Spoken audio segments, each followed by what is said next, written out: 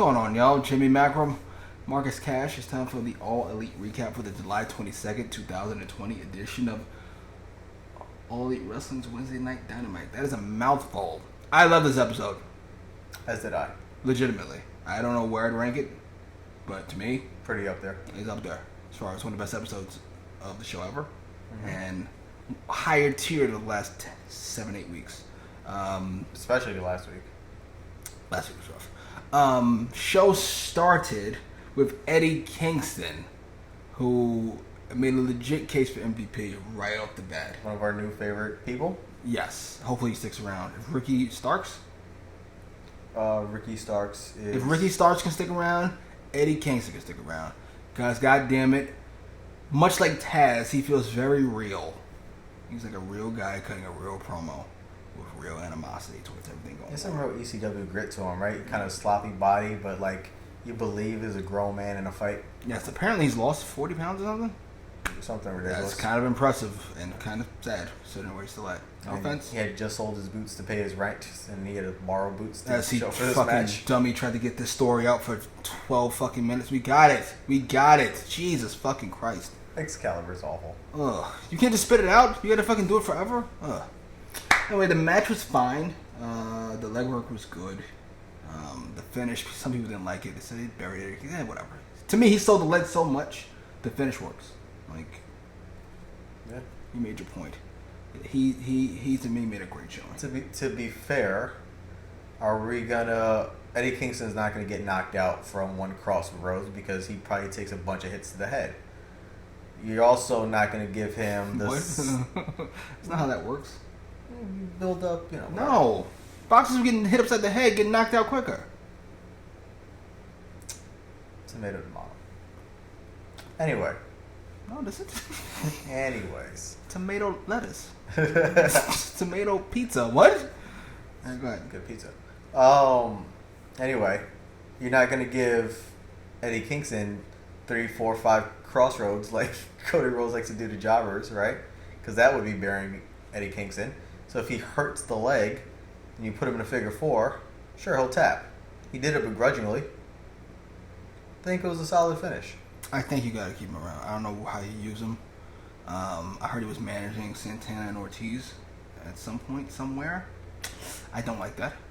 They fit, obviously. They're all from that area. They all sound like that. Santana in particular sounds just like a younger Eddie Kingston. Yeah. In shape Eddie Kingston. And Ortiz just feels like somebody's younger brother that Eddie Kingston said he would take care of. Yes, that's exactly what it sounds like. Keep Ortiz out of trouble. Yeah, you know. While I'm away, you know what I mean. But to me, he fits just like Taz or the Snake, just a guy who could talk his ass off for whoever your next guy is. But he can still fight. He's not like a retired guy who could talk his ass off. No. Speaking of the Snake, we're gonna be all over the place. Speaking of the Snake, Archer had a quick segment that I want to talk about because we'll forget, where he walked into the locker room, beat up a whole bunch of small people who were just hanging around. I love the look of it. First, he threw some guy around. He threw one guy up to the fucking ceiling. Through the person through the ceiling. He threw another nigga in the trash can. It was just an awesome visual. And grabs him by like the belt of his pants and picked him up like it was a suitcase. It worked. It worked a lot. Wasn't the best backstage segment of the night. That goes to the MVP for 28 straight shows in a row now. Let's go Baker. Obviously. Britt Baker, for those of you who are new to the program. Dr. Goat. Yes. She is splendid in all things. And I gotta be honest, she's getting Reva over. Yeah. She's over. I love her. Yeah. I cheer for them. And her fake notes. And I still want to find out what her name is. I actually care. Rebel. Maybe. Or is it actually Reba? I don't think they've settled. I don't think Goat is settled. But yeah, I love the Michael Jordan reference. I love the back and forth. I love that she had to settle on the Michael Jordan reference. Yes. I'm Michael Jordan. Like, well, actually, whatever. I'm Michael Jordan. Yeah, Michael Jordan didn't make the playoffs with the Wizards. Now I have to start over. I'm Michael Jordan. You're goddamn right. The GOAT. Yeah. But yeah, the opening match wasn't the best match of the night for me. Best match of the night for me. What would be the best match of the night? I'm trying to think now. I liked the Young Bucks match. I liked the tag team match. I did not like the women's match. That was terrible. But there's a really good match we're missing right now. Hangman's match. That was fine. I thought all the matches were solid. None of them were like fucking. None of them really jumped out in particular. Ironically, probably the Young Bucks match. That was the official match of the night, I guess. Just based on like a star system. It hurts to say out loud. Do you not want to say it because it hurts to say out loud? No, you gotta fight through it. It was the best match of the night. Young Bucks versus Blade and Butcher. You didn't like the Butcher and Blade being in the... Damn, I think it is the best night. Yeah, it was. It just was. You didn't like them starting out in the kitchen. It works. They've done it several times already. Oh, hokey. That's the Butcher and the Blade, isn't it? Like, because they're just... When they're not wrestling, they're just in a kitchen messing with meat. What else would you do? I don't know. Be in a locker room getting dressed. I don't know. Searching for the bunny. I don't know. Something. Anyway, you don't like that part. I liked that part. I didn't like the escalator part. That part was kind of corny to me. Everything happened back there. I got a nice chuckle out of that. I bet you did. I do like the fact that even though they started in the kitchen, they used it. First off, they washed their hands, which was splendid. But then they used it in like all the props, the like kitchen the stuff, table, like slamming on the table. Yeah, Butcher's lost some weight. He looks like a goddamn badass. Yeah. Work. The truck spots were fine.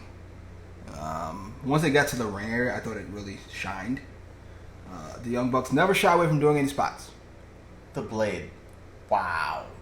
How he just Why are we missed on that this? table. Why are we killing this guy on this one miss? He was supposed to miss the guy because the guy moved.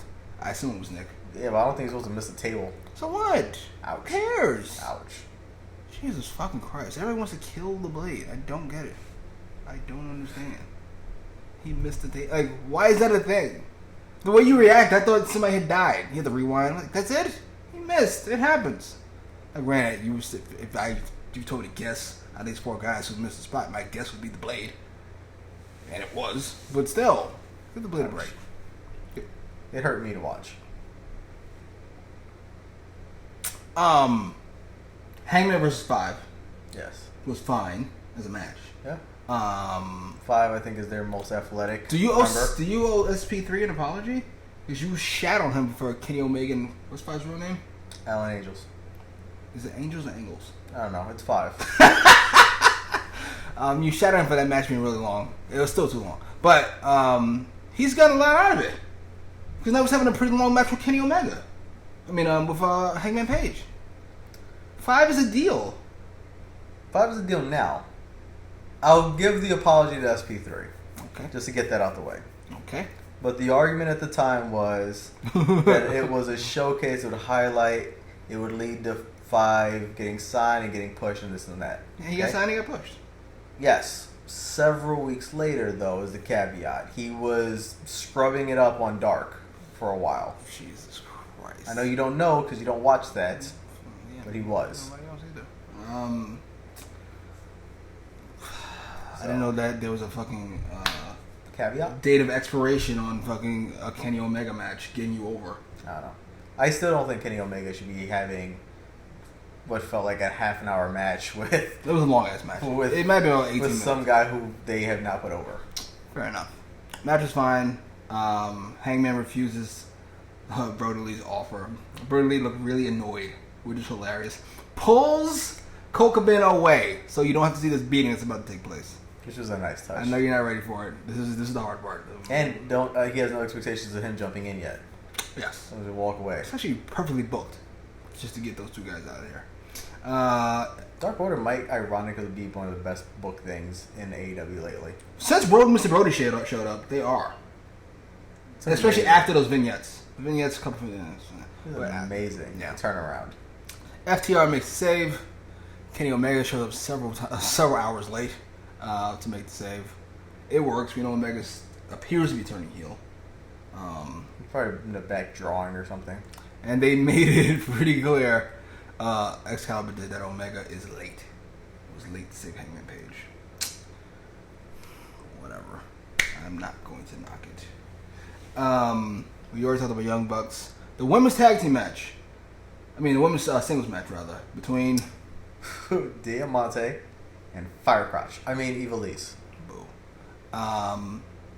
And featuring a Big Swole promo. And it was a match to put in a Big Swole promo. That was the point of it. A commercial break. And a lot of Spanish speaking.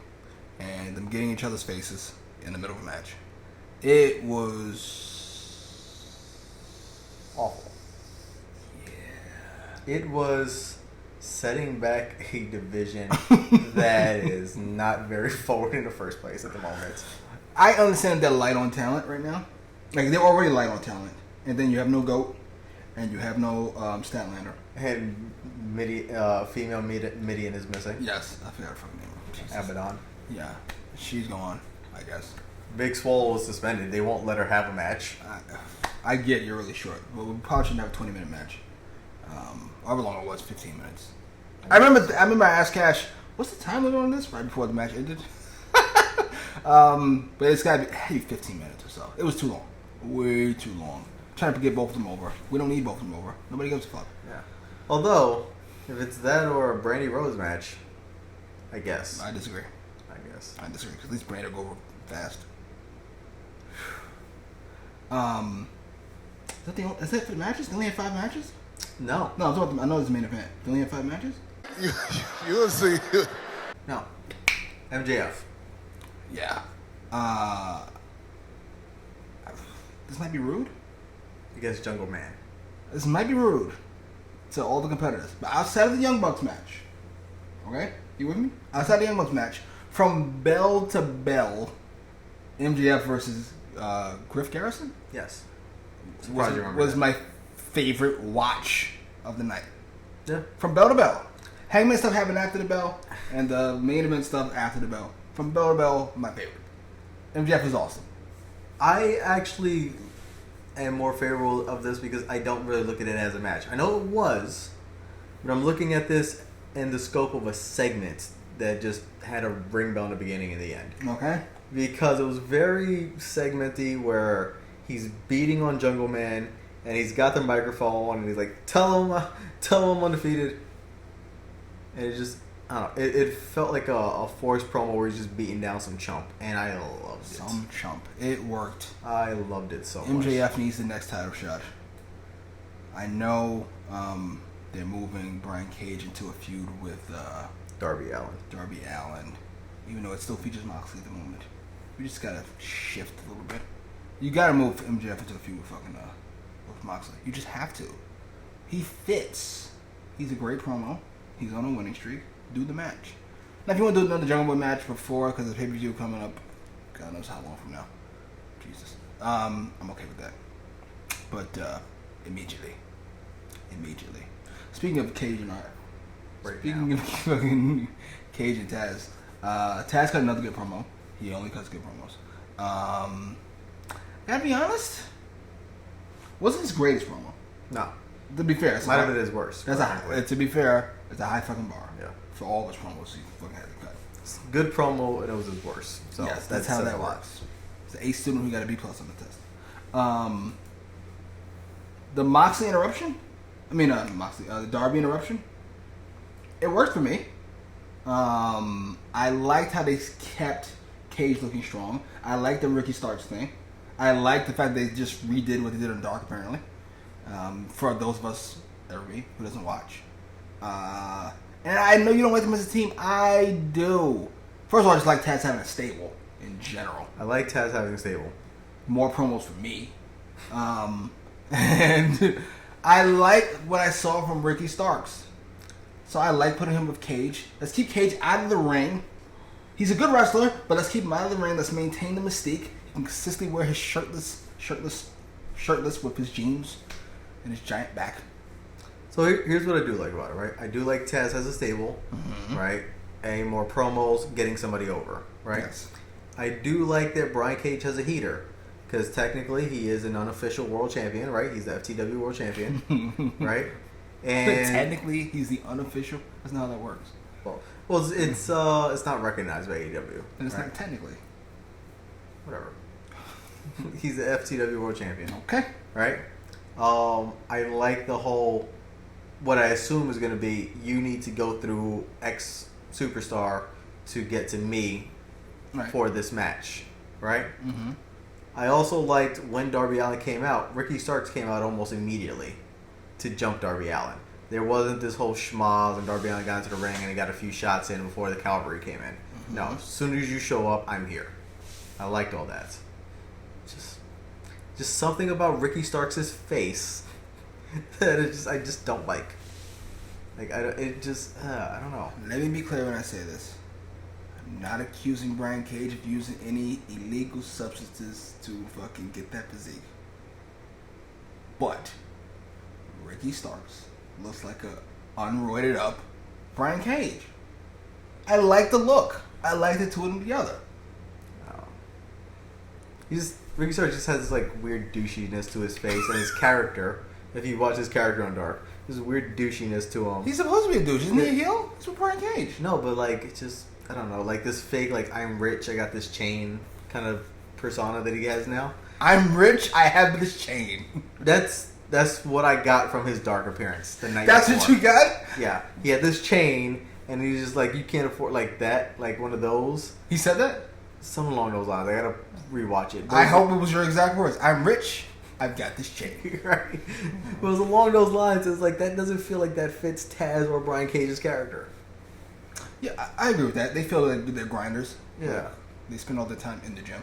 He feels like he's this wannabe pretty boy. And I don't know. I'm not buying it. Fair enough. I like the Moxley save. Yeah.